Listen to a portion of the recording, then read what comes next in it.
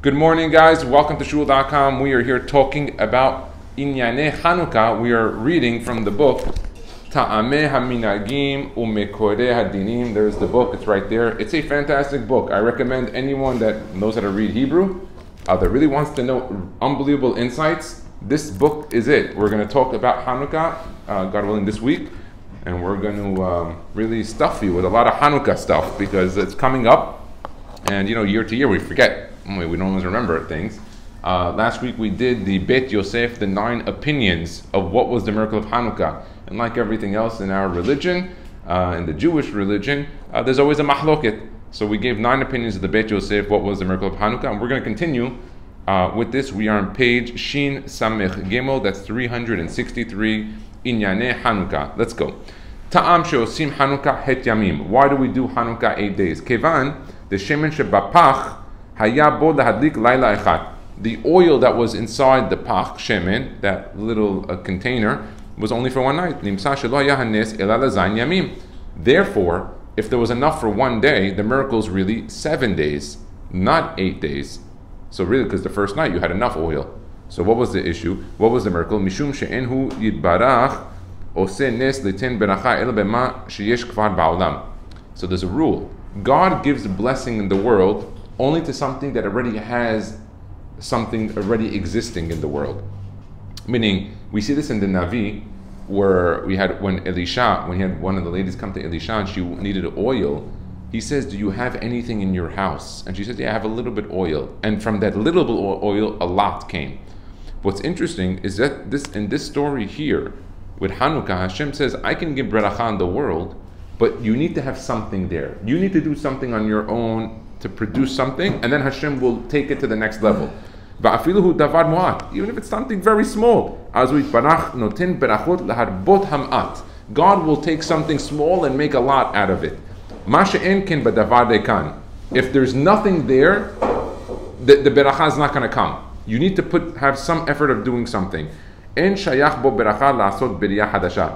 not going to do something fresh, biriyah hadasha, brand new.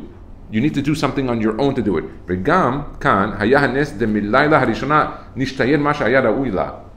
Okay, so on the first night, having the oil there was the preemptive for God to make the miracle the other remaining days. So we therefore celebrate it. So ex nihilo only happened one time?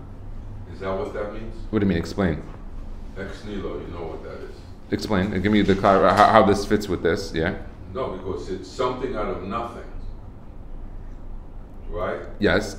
So that was when God did that when He created the world. So then, like from that first spark or whatever it is that you want to call. That's it.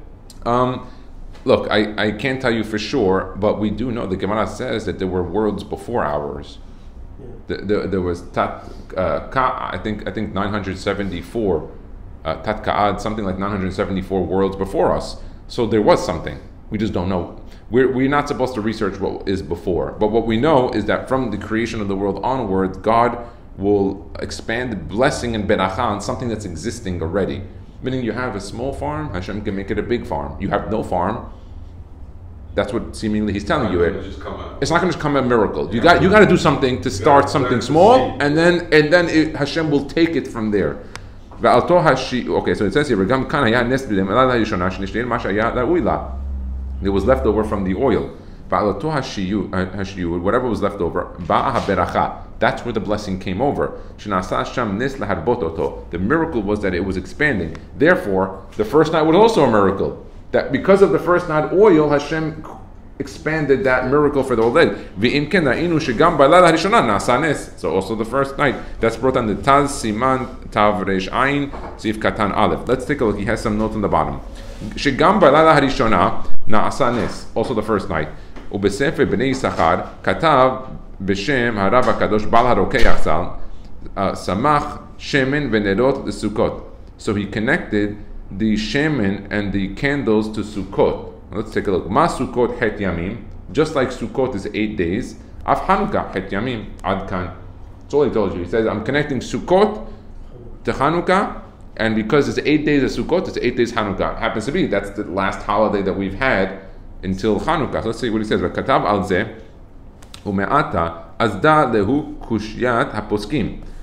There was an argument amongst the poskim, or I say a kushiyah, difficulty. Lama kav'u gam bayom harishon yom tov bahadlaka. Why did they light the first? Why is there any type of yom tov? He says here, or holiday on the first night. Harebo lo nasa hanes. The first night there wasn't a miracle. That was what they had.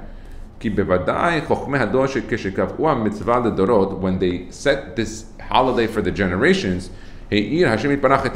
God opened their eyes to something seemingly that maybe we didn't see. To make a connection to Hanukkah to something in the Torah, which was Sukkot.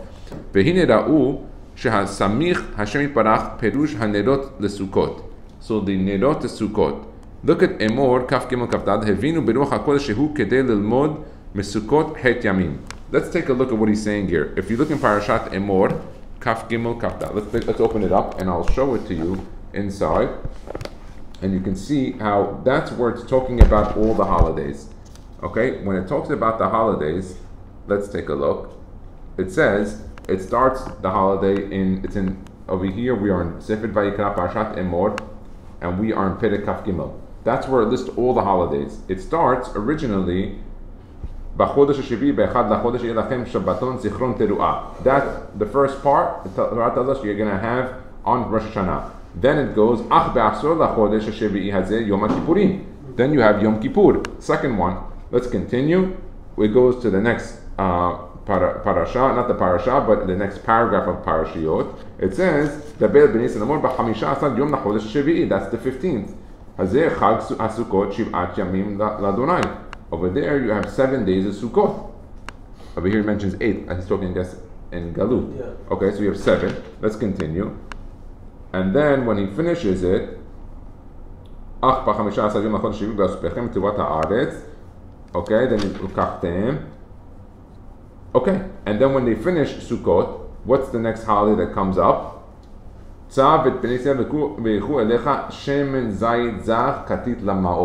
Right after it discusses Sukkot, the next parasha in Perek Kaf Dalet, I mean parasha here, Parashiot Petuchot and Stumot, not in regards to the parasha of the weekly reading, you'll see that it discusses Shemen Zayid Zach, which means the next part after all the holidays is that, and so God enlightened the eyes of the HaChamim that if it came right after this one, then it should be the same, and they ended up doing 8 days and 8 days.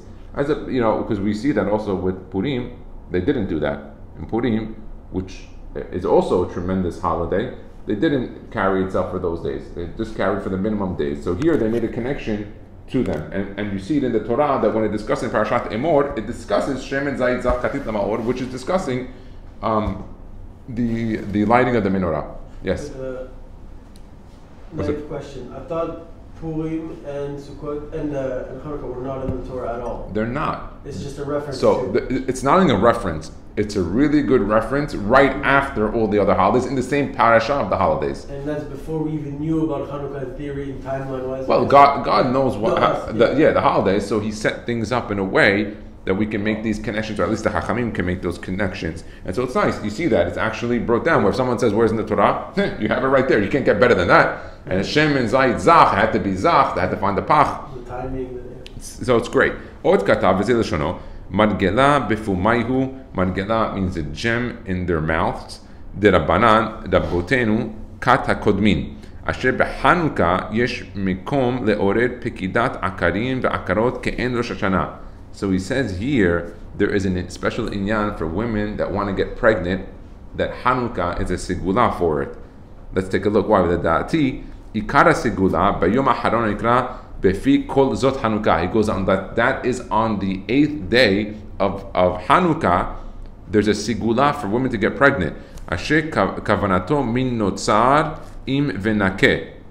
Al pi ma shekatav ha'ariza lekaven b'hadlakat hanerot el hayud gimel midot. So he connects the hadlakat of the nerot to the yud gimel midot. What's it? El rahum hanun en chapayim berav chesed ven be'etnot sen chesed la'avim nosei avon ba'fesha b'chata'a v'nakeh. 13. And there's an inyan to count it on your hands the way I did it. That's very important. There's a few things that we count. You see people doing that. Okay, now there's a few things you count on your hand. I'll give you a few now that we're discussing this. Well, actually, we'll finish this and we'll go into it. Haynu beyom aleph limda harishona el. The first night of the holiday is El. Ubelil bet Rachum. El Rachum Hanun. And then it goes the third day, Hanun. Ad Belil Het mean Venotzer. So the 8th day would be Venotzer. Okay? Im Venake. Okay? Mazal Elyon Mazal Tachton. A high luck and a low luck. Ubne Haye Mizoneh. Baneh is children, Haye is life, and Mizoneh is Parnasa. Those are the three things that there's an argument in the Gemara. Is it based on your merit or based on your mazal, your luck? And the Gemara concludes it's your luck, which is why you see sometimes many big Gedolim and Hachamim that don't have life of Riley, or they don't live a long life. You might say, oh no, they got punished. No, they didn't. That's absolutely not true. It has nothing to do with each other. And if you look at the major Chachamim, look at Shlomo HaMelech, died at age 52. What are you going to tell me there? He was 52. 52 he died. He became king at 12. 40 years later he passed away. None of the Avot had an easy life. None of the Avot had an easy life. That's another good example. They lived a long life, but it wasn't an easy life. Well, look at Yitzhak Avinu. He had 2 boys. He didn't have any girls. What are you going to tell me there?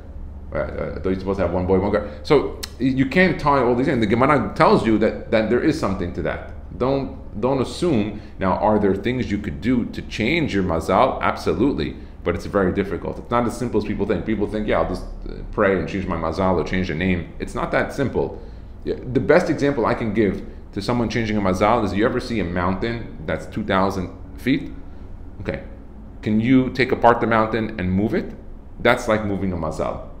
It's, the difficult, look at, and I mean in the physical sense, just like it would be close to impossible, not impossible, but close to impossible to move a whole mountain. You'd have to take it apart, break it apart, set it into a new place, a different location. It's hard, very difficult. That's like changing a person's mazal. Once you put into that physical understanding, people say, wow, it's much harder than I initially thought.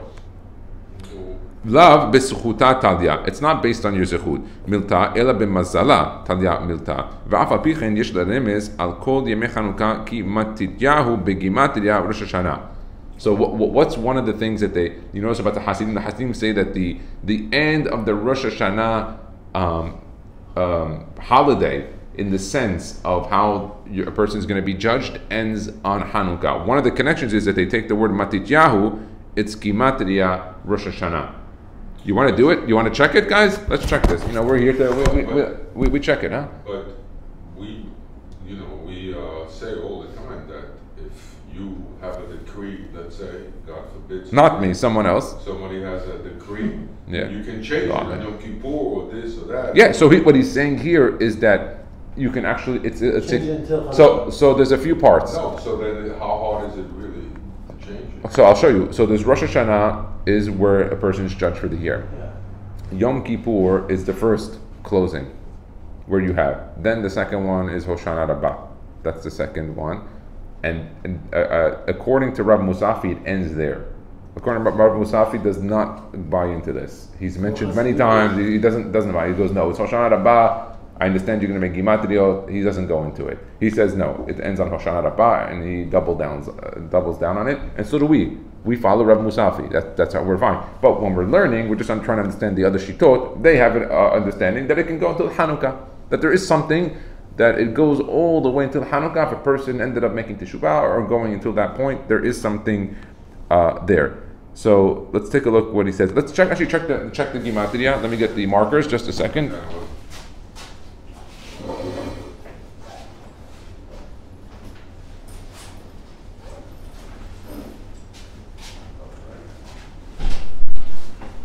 Okay, we got our markers, and let's take a look if this Matityahu works out well with Rosh Hashanah. Matityahu equals Rosh Hashanah. Let's take a look. And we'll turn it around here.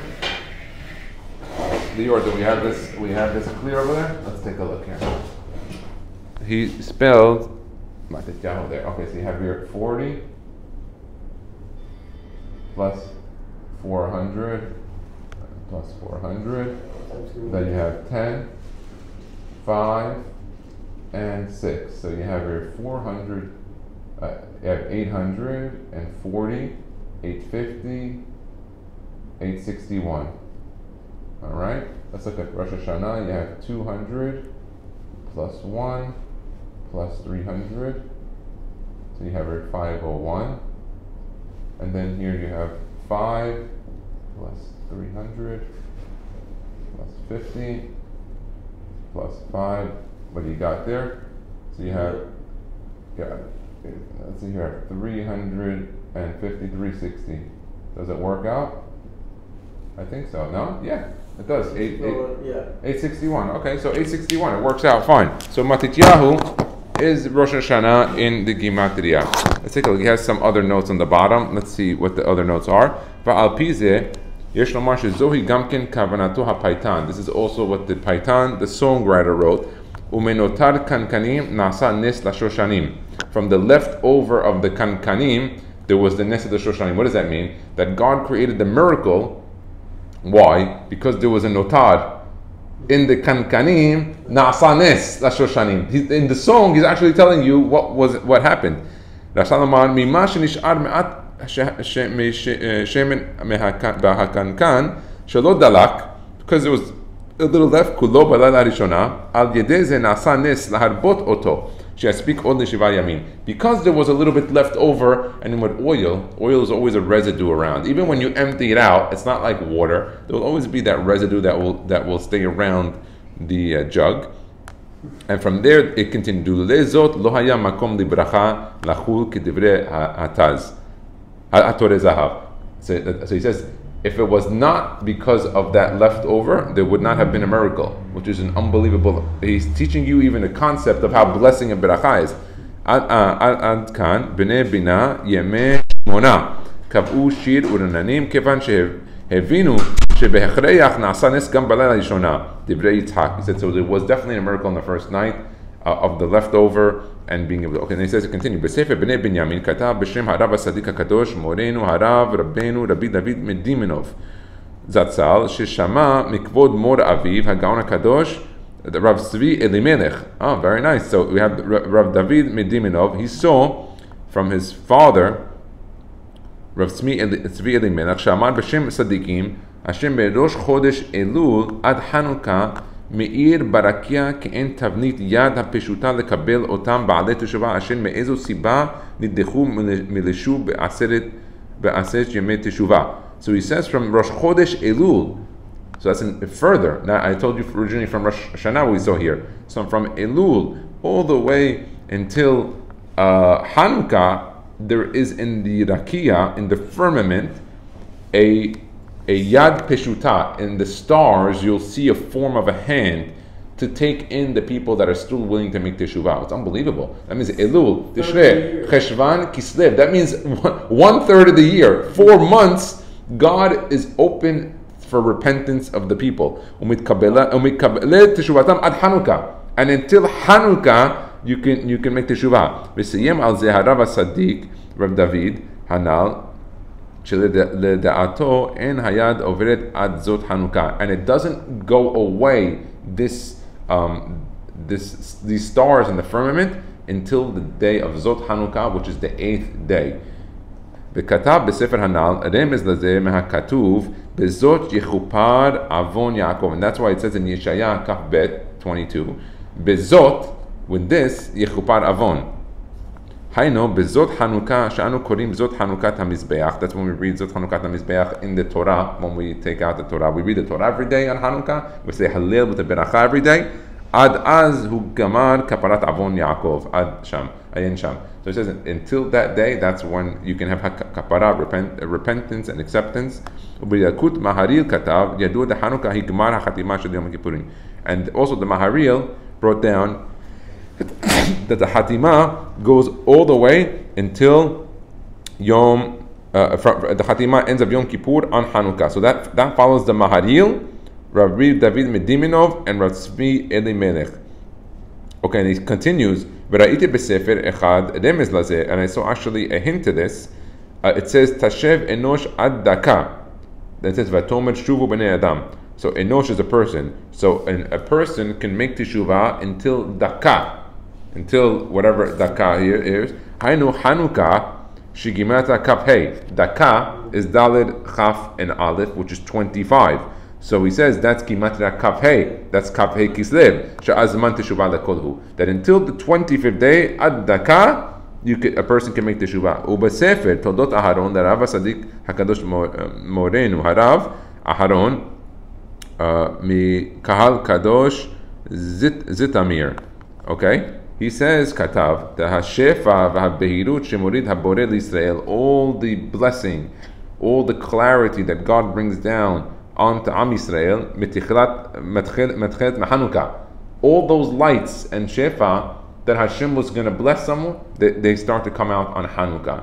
That's why he says you can make the teshuvah until Hanukkah, because after Hanukkah, that's when all the beracha starts to come. Yeah. So maybe a person is beforehand is living on the previous one, or maybe it's a day to day. It could be. Ad Hanukkah, hu Hoshana Rabbah, hu Gemara Hatima. Until Hanukkah, that's the Hoshana Rabbah. Hilkach erev Hanukkah hu Gemara Hatima. Therefore, he says here, Erev Hanukkah is the end of the Hatima. The other opinion was that it goes until Zot Hanukkah. Here it says until the Erev Hanukkah, until before the lights come out. Once the lights come out, that's it. Hashem's now rewarding whatever was done. Until Kafeh, basically. Until Kafeh, yeah. Ad Daka. That's the other opinion. That's brought down. That's Rabbi Aharon from the Kahal Kadosh of Zitamir. Ubehanukkah matchelet hashefa behirot hadasha leorida al nishmat Yisrael, and that's where all the blessing and the illumination and light come on the souls of Israel. V'lekach madlikin hanerot behanukkah shehem or, and that's when you light the candles, or the light comes down. Leremes al orot habeirot shemathalim beotam hayamin, in order to reference that. Okay, let's continue.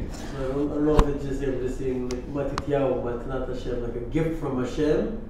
Is the last time to do tshuva. It's your last little sweetener. Nice, for sure. Definitely you can do that. But it's interesting. I mean, because this is of course following the custom of the Ashkenazim and the Hasidim. Because by Sfaradim, we generally don't. We definitely don't go that route.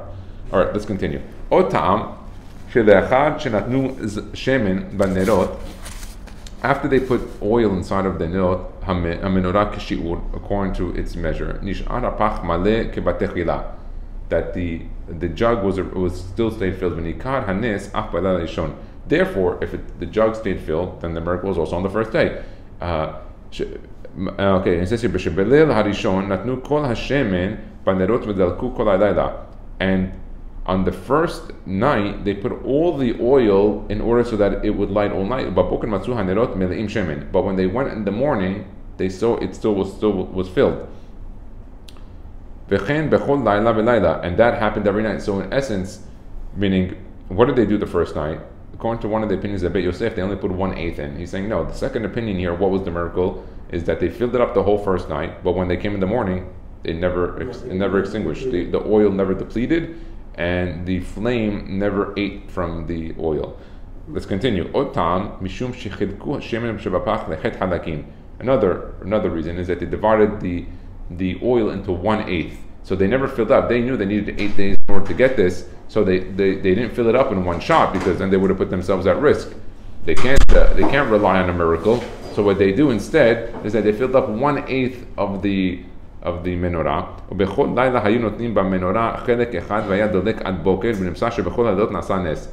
Another opinion that he said is that they filled up 1/8, and the miracle was when they came in the morning, it was still lit, and it lit like as if there was it was filled to the top. So they filled up 1/8, but it lit the whole night until the morning as if it was filled to the top. Also a miracle. And part of the addition to that miracle was that they actually didn't light the menorah on Hanukkah in the Kodesh, because it says v'hedliku nerot behatzrot kodeshecha. The hatzrot is the courtyard. What happened when they defiled the Greeks, the Beit HaMikdash?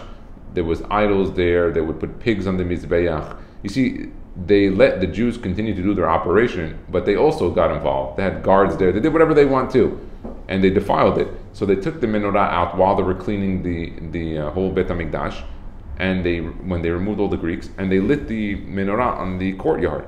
So what's the difference? You imagine lighting a candle indoors; it could last the whole night, maybe. But if you take that outside, it'll last half the night because of the wind. the temperature, rain, all that stuff. It affects it. The Kodesh, by the way, in the Beit HaMikdash was covered. It was covered on the top and it was covered with a curtain. Here, they took the same thing outside and it lit. Based on what he's saying, the miracles doubled and tripled. Why? Because not only did they take it outside, they only put 1/8 inside. They put 1/8, it lasted all night outside as opposed to even inside. In that time of year in Jerusalem. And remember, on a mountain. It's a mountain. It's winter time in Jerusalem. It's cold. It's windy, rainy. So you see that the miracle was multifold. Wait, did the Greeks see this? The Greeks don't care. The Greeks don't care about miracles. They saw it though. You have to remember that they didn't care. And the Greeks, interestingly enough, they were not out to kill the Jews. The Greeks were out to just remove the religion. They said, listen, you guys are great people. You have a great culture and things like that. They just don't want them doing Brit Milah, no Shabbat, no Chodesh. They didn't want to do the Chodesh. They had to tell them, listen, guys could stay around. Just, Why did they care? Well, that was one of the galuts that there was, is that they were after the souls of the Jewish people. They were not after the bodies. Haman was like Hitler. Haman said, no, I don't care, Jew, not Jew, conservative, reform, Orthodox, Hasidic, I don't care. Mother Jewish, father Jewish, I don't know, out. Haman was out to kill everybody. He was out for the bodies. He was out for every human that identified as a Jew. Big difference. It was also that time in history, like 150, 200 BC. It was basically a Greek crusade where they're trying to influence Christianity or like their good deities all over. But the Crusades, the Crusades actually killed people, but they did ask them to convert. The Greek version of Crusades is what they like. And then what the miracle is, you have a bunch of rabbis with the Gemariot going out. What they took? They took Masechet Hulin with them. What they knew nothing about fighting, but God allowed them to win the battle. We see these miracles happen in our time. Look at Eretz Israel, how it happens. But when Has v'Shalom, sometimes there's catastrophes. So we have to be careful that we have to follow the HaChamim, because the HaChamim won the war in Hanukkah against the multitudes. So it's always important to listen to the HaChamim. What are they telling us to do? What is the Torah telling us to do? The Da'at Torah in all these matters, especially now in Israel. It's very important that they ask Da'at Torah and they see what's the right thing. Let's continue. Taame, another reason. Okay, another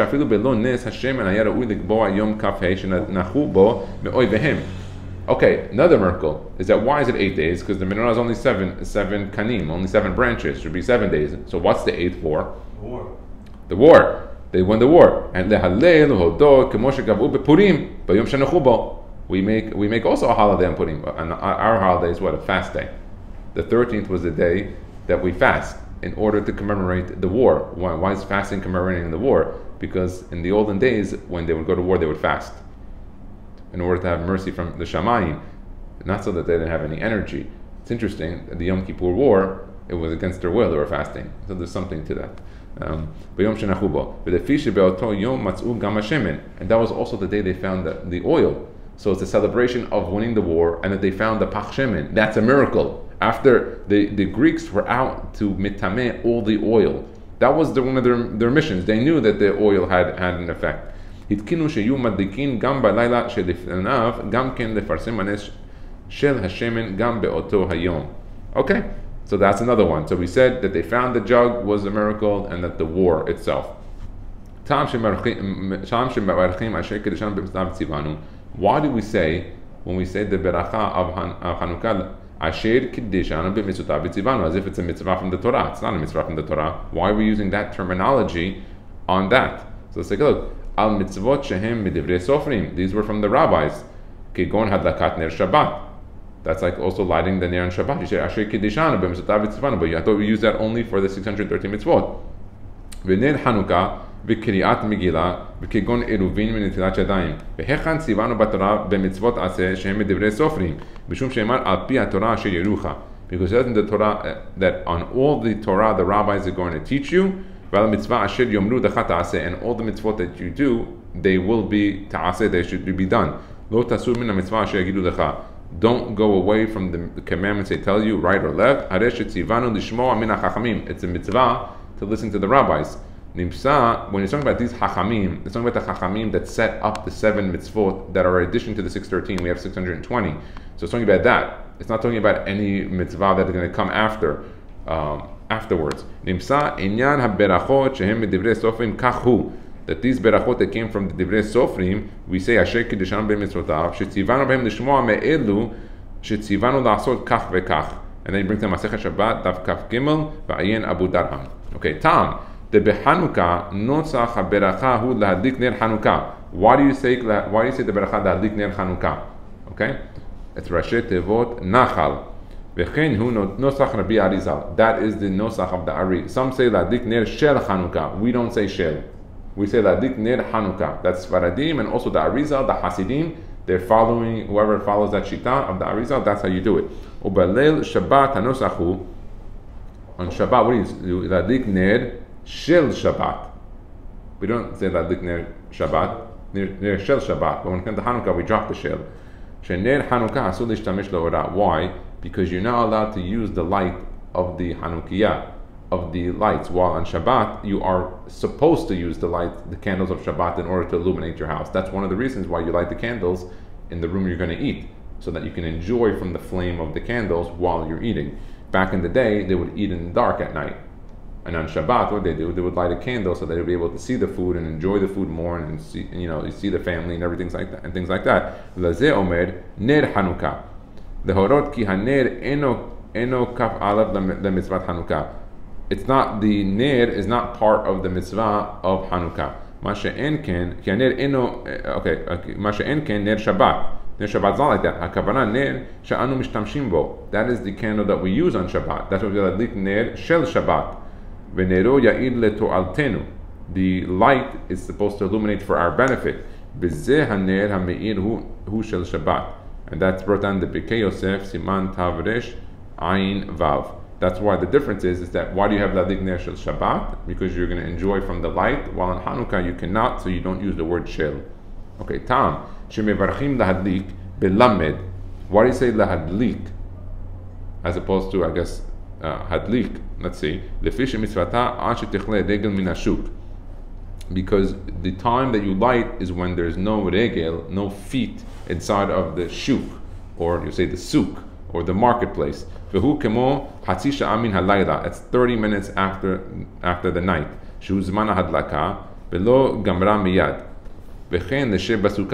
Also, where you were connecting Hanukkah and Sukkot, also Hanukkah, when your person has to sit in the sukkah, you should wait till it's nightfall. That on all of the holiday of Sukkot, you have to sit in the sukkah. The mitzvah of sukkah is all the holiday. When it comes to the mitzvah of lulav and etrog, it's only the first day. The rest of it is the rabbanan. That was the takana of Rabban Yochanan ben Zakkai. But the holiday itself, what doesn't go away the whole holiday is the sukkah. A person who doesn't like to eat in the sukkah, as a side note, may be patur not to eat. If, let's say, I don't know, he doesn't like mosquitoes or bugs or whatever, flies, he doesn't like the weather, fine. He's not patur from sleeping. The sleeping part, he has to sleep in the sukkah. Even those that give him a patur that you don't have to eat, when it came to the sitting and hanging out in the sukkah and sleeping in the sukkah, that part, they said that's not so simple. Sleeping is the same level every night? Yeah. It's every night. The mitzvah of the sukkah is every night. It's one of the few mitzvot that you completely put yourself inside and you engulf yourself in it. That's one of the sukkah. And that's a deoraita. Mikveh is not deoraita today. It's not from the Torah. The person does it. Sleeping is deoraita? No, but going into the sukkah. When you put your entire body into the sukkah. What's another mitzvah that a person can engulf himself in that I found? There is one other one. That is going into the Beit Midrash or to the Beit Knesset and learning Torah. It's the only other mitzvah where you literally are going into and covering your entire body in a structure that is Torah, that is a mitzvah. And so those are the three that you have. You have the sukkah, you have the mikveh, and you have the Beit Midrash. Okay. V'chein lahaniach tefillin, to put on tefillin, shemitzvata kol hayom. The mitzvah of putting on tefillin is all day, from the morning until the evening. We don't see it today so often, but there are. If you see in Israel, there are people that learn and put on the tefillin most of the day, and they can do it. There's nothing wrong with it. Stefanski, his father's father wears tefillin all day. Oh, the grandfather? I heard about that. He lives in Miami, right? I don't know. I heard he lives out here in Miami. That's why Rabbi Stefanski comes a lot down here. But I'd love to. There's nothing wrong with that. As long as a person is going to be tahara, kedusha, be careful, and there's no problem with wearing tefillin all day. Especially if he's learning. Just tricky. It's tricky, but listen, people have done it before. It's not impossible. You understand? it might seem awkward because we don't all do it. But if a person's in the Beit Midrash, he's learning all day, and he's around the Torah, and he's not leaving the Beit Midrash or the shul, you could do it.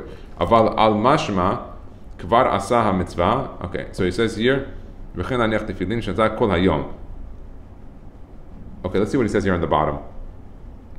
Okay, בספר בני יששכר כתב בשם הרב הצדיק, רב פנחס מקרץ, שבכל חנוכה בשעת הדלקת הנרות מתגלה האור הגנוז. He says here that on the entire holiday, that whenever you light the candles, this special Or HaGanuz that comes out. That Or HaGanuz comes out 30 minutes times 8 nights for a total of 4 hours of the year. V'hu oro shel melech HaMashiach, and that is the light of the king, the Mashiach, the Messiah. And let's see what he says here. He has some notes. Okay, we'll read the notes on the bottom. Now let's continue. But okay, it says Be'erev Shabbat madlikin techila ner Hanukkah. On Friday, Erev Shabbat, you're going to light the ner of Hanukkah, v'achakach ner Shabbat, and then the candle of Shabbat. Umitpadelin mincha techila, and you pray mincha first. So what should you do? You should pray mincha gedolah. Then you go home, you light the Hanukkah, and then you light the Shabbat, or your wife lights the Shabbat candles. Mitam de miplaga mincha have laila. That from the time of plag mincha, already the night is coming down. Be'efshar, ma she'en ken im palel mincha achar kach. But it's not the same when you pray mincha after you already had lit. Have ketarte de satre ahadade. It's an argument on the opinions if you're going to pray mincha afterwards. Because according to this, if you pray mincha first, it's already the time of the nightfall, and then you go light. It's okay. You lit, because when you light on Erev Shabbat, you need the candles to go until the night. You need to add a little bit more oil. Imken, im efshar lo bebeto itpaleh mincha kodem. If he could in his house, pray mincha beforehand. And he says here, ayin the Taz and Sof Siman Tav Resh Ayin Bet, Umhagen Abraham Siman Tav Resh Ayin Aleph Seif Katan Yud. He has here, Resarich Shiten Shemen Kedesh Yadliku Ad Hatzi Sha'a Lachar Tzeta Kochavim. And you should add a little bit extra oil, or make sure your candles go until nightfall, until it's completely evening time. This is important. Most of the candles that I've seen that come like in those little boxes, those narrow, colorful candles, don't light enough time for this to happen. What is it, 30 minutes? It has to be 30 minutes. And here in this case, on Friday, you have to make sure it can go 45 or an hour. So you make sure you have enough. The imloken, havale berachale batala. Otherwise, it was a berachale batala because it tested it out 20 years ago, right? Yeah, we did. It didn't work. When we did it before, we measured it. It didn't. We'll do it if you want. We could do it here. We have some of the. It could be the change. We'll check it out. We'll measure it here. We'll time it. Listen, that's what we come here for. We come here to learn it, to test out, and to see if the things work out. There's nothing wrong with that. We'll check it. I have a few of them. We'll do that. Okay. Kitzur Shulchan Aruch. It says here Siman Kuf Lam Metet Seif Yud Zayin. V'ne'eh delo demi lema shekatav haMechaber Siman Tav Resh Ayin Gimel Seif Bet lahadlaka osa mitzvah. And he says it's not like the way the Mechaber wrote that the lighting itself is the mitzvah. Lefichach im kavta kodem she'avar zmana en zakuk la. That if it went out before the 30 minutes, you don't have to light it. Even if it went out before Shabbat even started, that's pretty early. That's already, he did the mitzvah. So if it went out, according to this, he's saying it's not like the Mechaber wrote, that it would be, the Mechaber said it's okay. Here he's adding on top. What if Friday night it goes out and then you can't relight it? He said that, so according to the Mechaber that he's writing here, he's saying it's okay. You don't need to relight. The Mechaber says it's okay. He's saying in the opinion that you have to be careful that it could be berachale batala. The Mechaber said it's not. That's the Maran Beit Yosef, the Maran Shulchan Aruch. אבל כאן, אם לא נתן שמן כדי שידליק חצי שעה לאחר צאת הכוכבים, דמי כמו שהניחה במקום שהרוח מצויה וכפתה זקוק לה. It's like putting out the menorah in a place that's very windy, knowing that it's going to go out. שחייב להדליק פעם אחרת, that he would have to light it again. וכאן, שאי אפשר להדליק פעם אחרת, you can't light it again because it's already Shabbat. הבלה ברכה לבטלה. And he writes here a few of the sources, being the Taz, that discusses it. Let's look on the bottom, what he says here. Oro shel melech HaMashiach u'besefet zera kodesh he's talking about that the light of the Mashiach comes out in the Or Ganuz. And it says in the Zera Kodesh the Hanukkah Katav, Kemo kishirotzim lechapes davar ganuz. When you're looking for something that's hidden, mechapsin baner, you use a light, a candle, or you use a flashlight, or you use a light that has a specific flame or direction. I mean, if you take a flashlight, you could look into little crevices and corners. Kemo shekatav achapes et Yerushalayim banerot. Like it says, I'm going to look for Jerusalem in the candles. That when a person looks for something, he looks with a candle or a flashlight. That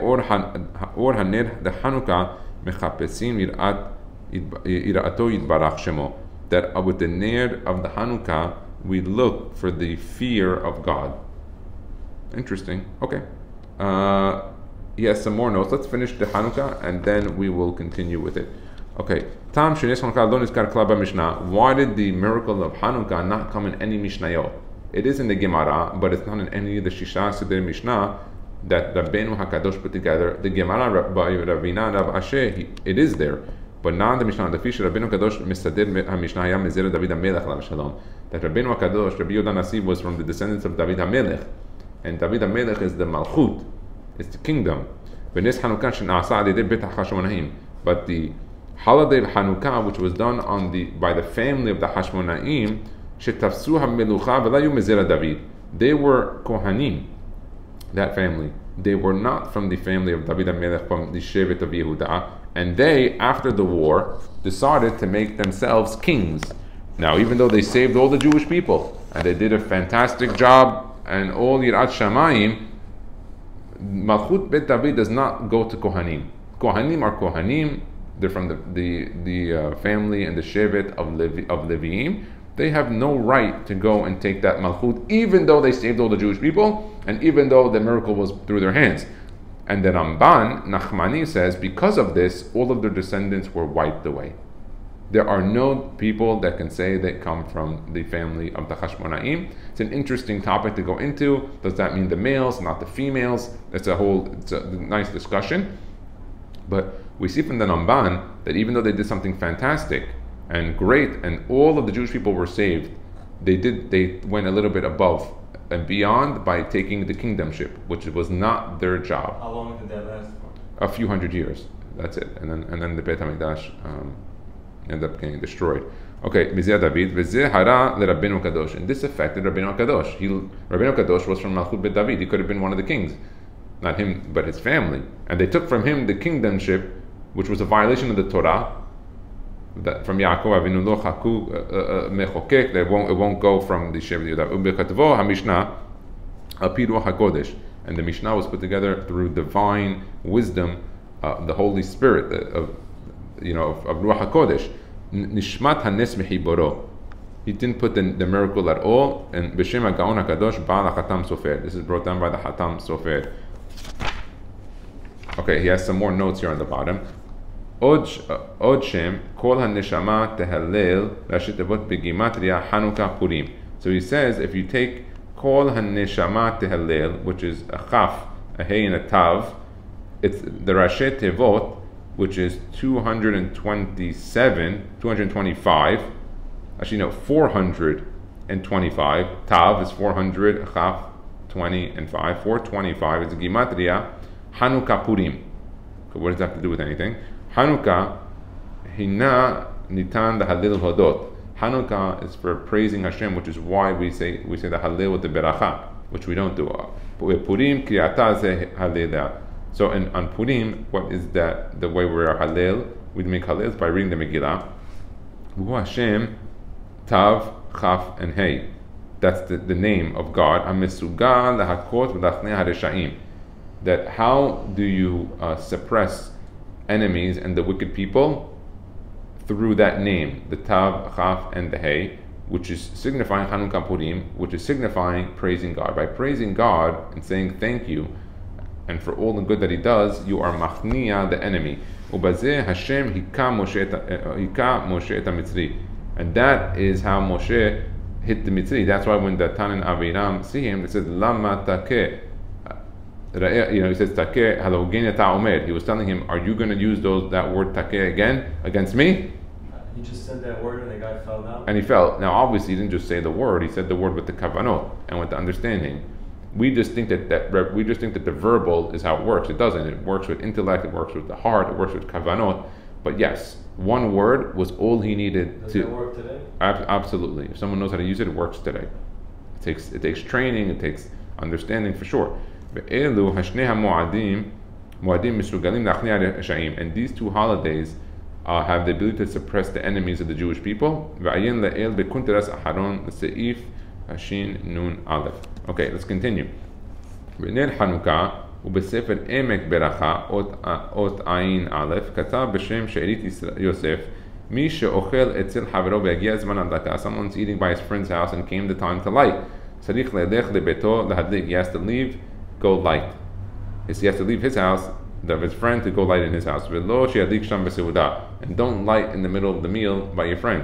ומיהו אם רוצה לסמוך על מה שאשתו מדלקת בבית, if you want to rely on what your wife is doing at home, I guess he's eating with his friend and his wife is lying at home, יוכל לסמוך, you can do that. היינו אם רואה הנרות אצל בעל בית שסועדת לו, only if you see the light from the house of your friend. I don't know, maybe you're across the street or neighbor and you see your wife doing it, okay, otherwise go and light it there. ומי שיודע בוודאי שמדליקין עליו בביתו, someone knows for sure they're lighting in his house, יעמוד הוא אצל הבעל הבית כשמברך ויענה אמן. And someone knows for sure someone's going to light in his home and he's by somebody else, he can stay besides the בעל הבית that he's at, the person's house, and answer amen. ואם רוצה גם כן להדליק וכבר הדליק בעל הבית, and if you also want to light and already the בעל הבית, the homeowner, he already lit, your friend יוכל להדליק בפני עצמו, you could light for yourself, משום ברכה לבטלה לקעקן, it's not a ברכה לבטלה, שאינו רוצה לצאת בשל אשתו, because he doesn't want to be יוצא, doesn't want to be covered by what his wife is going to light. חל חיובה עליו, so the chiyuv goes on him. It's a negative kavana.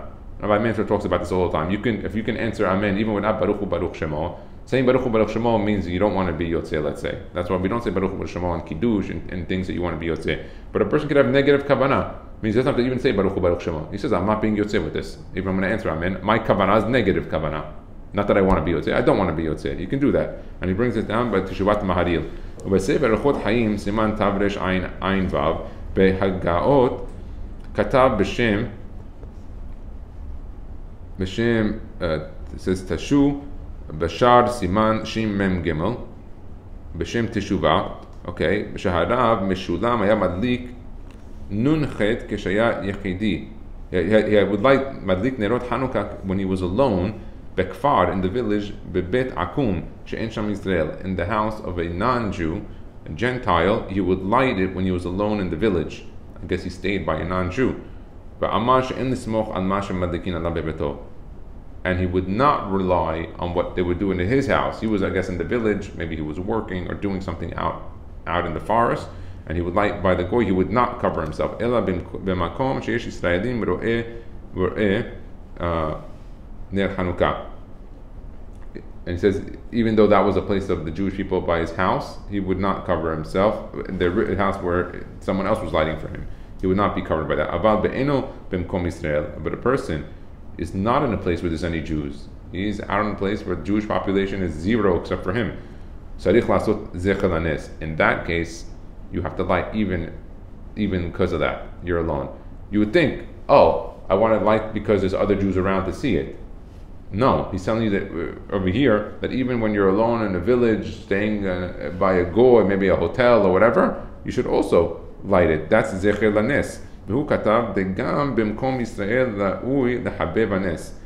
That also, in a place of Yisrael, you should love the miracle. Gam b'teshuvat adi mi baruna siman nun, or siman, yes, it looks like siman nun. Katav de'en חשש ברכה לבטלה כשיברך בעצמו.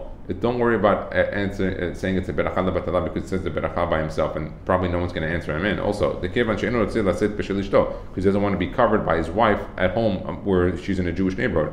חייב להדליק בברכה. You have to light with the ברכה, not without a ברכה.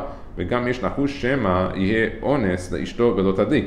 Maybe for some reason his wife didn't light or couldn't light, or something happened or she forgot or whatever. So he should light for himself even when he's in a different place alone and there's no Jews around. Even in that village amongst an akum, it's good to do it.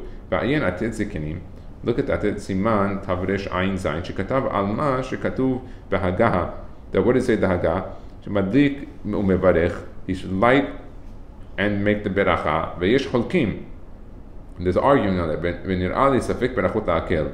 That if a person is not sure of a beracha, he should be mekel, lenient, and not make the beracha. Only if he wants to be stringent on himself, yadlik belo beracha. He should light without a beracha. Ad kan. בספר זכור לאברהם חלק ג' אות ח' כתב בשם ספר מחזיק ברכה שכתב בשם ספר זרע אמת שהעלה דלצאת ידי כל הספקות, that if you want to cover all of the arguments טוב להשתתף בפעילותה כדין אחסנאי. He says give a few coins to the Baal HaBayit that is lighting in the house in order to be covered. Vishma beracha me'abal habayit ad kan. And hear the beracha. So give him 2 pennies, 3 pennies, 50 cents, whatever it is, and he has a part of the oil of the mitzvah, and then you just answer the Baal habayit if he's staying by somebody. V'katav al ze nir'ah d'dayek lomar d'yishma beracha me'abal habayit. That you have to make sure you hear the beracha from the Baal habayit. Lomar dehu lo yivarech.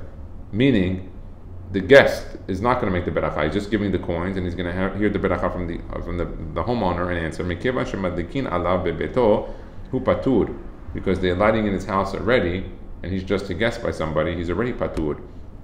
How is he going to make the beracha? Imlo shehabal habayit eno baki. But unless the Baal habayit is not someone who's an expert who really understands how to do this, then he, the guest, can make the beracha to be motzi, the Baal habayit in the Baal habayit's house, aval bakilo. But someone who knows the beracha, he knows the law, don't do that. Okay, let's say he's on the bottom. It says b'sefer or yesha katav ma she'asadikim omrim shegmar chatima b'rosh hashanah nimshach ad Chanukkah nemez lazeh. He gave a hint that says bereshit noach lech lecha. Those three parashiot. If you take the last letter of bereshit is a tav, the last letter of noach is a chet, and then lech lecha is a chaf. Sefet Avot Hashem shel Parnasa. That's the shame of Chatach, or Parnasa, of wealth. Berasheh Chodesh, Chodshe Tishnei Cheshvan Kislev. If you take Tishnei Cheshvan and Kislev, the first 3 months of the year, it's also Chatach. Rasheh Tevot Hashem shel Parnasa. Remez shenimshach hagmar ad Chanukkah. That the end of the year, the gemar of the judgment, goes until Chanukkah. So they gave you two hints on that.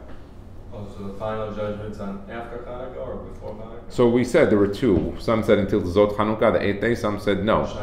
Some said until Erev Hanukkah. According to Rav Musafi, it's Hoshana Rabbah. It's not according to this, but we're learning the Sefer now, so we're going to give the opinion. Who do you follow? Hoshana Rabbah, Rav Musafi. Listen, it's a nice chidush, yeah. But I follow the Iraqi rabbi Rav Musafi and his shitot. Okay, בספר בני יששכר כתב בשם הרב הצדיק הקדוש, רב פנחס מקרץ, שבכל חנוכת בשעת הדלקת הנרות מתגלה האור הגנוז, הוא אורו של המשיח. Okay, we brought that down. Okay, we covered this. Let's continue then. טעם למנהג שאנחנו נוהגים נשוי שמדליק נר חנוכה, אפילו סומך על שולחן אביו, מדליק לפי שהוא נתחייב במזונות אשתו מדין תורה. That how, if somebody, let's say somebody's married, but he's somech on the table of his father. He's eating by his father, he's there that night, or his father pays for him. He's somech on his father's table. Maybe he lives in 2-family house. His father covers all of his expenses at home. He's still required to give his wife money in mizonot, even though his father pays for everything. This happens a lot, especially in Brooklyn. You see a lot of people where the guy's learning, or the guy works for his father, and pretty much everything is covered by his father. House, expenses, car. Okay, what happens? V'agam she'avihim hitchayev litin mezonot lo leishto. He still has to give his wife mezonot, money. Hine ha'av notin bematana et mezonot leba'al. So the father gives a matana to the husband. Va'isha nizonet mishel ba'ala, and the wife gets from her husband. Asher natana av matana leba'al, that the father gave as a matana to the Baal. Ma li im ha'isha nizonet miyegia kapo shel ha'Baal o b'ma shenatnu lo b'matana. And why should I care how the wife gets her money, whether it's from the Baal directly, from his work, or from what his father gives him as a gift? What does it make a difference? ואם כן, האישה ודאי אינה נקראת סומכת על שולחן אביו, רק על שם בעלה. And it's never said that the wife is being somech, relying on the table of her father-in-law. ואם כן, הבעל צריך להדליק בשבילה. Therefore, the husband has to light for her. על כן נהגו הנישואים להדליק בפני עצמם אפילו אין אשתו עמו. That's why even someone who's married, he would light it on his own, mishum lo palug. Chidushe maharza. Okay. This is a discussion. If someone, like I told you, his father is covering everything, and he wants to end up doing the mitzvah, it's okay. He actually has a requirement to do it. So we'll end it with this today, and we'll continue tomorrow on the Inyane Chanukah. Baruch Adonai Le'olam. Amen ve'amen.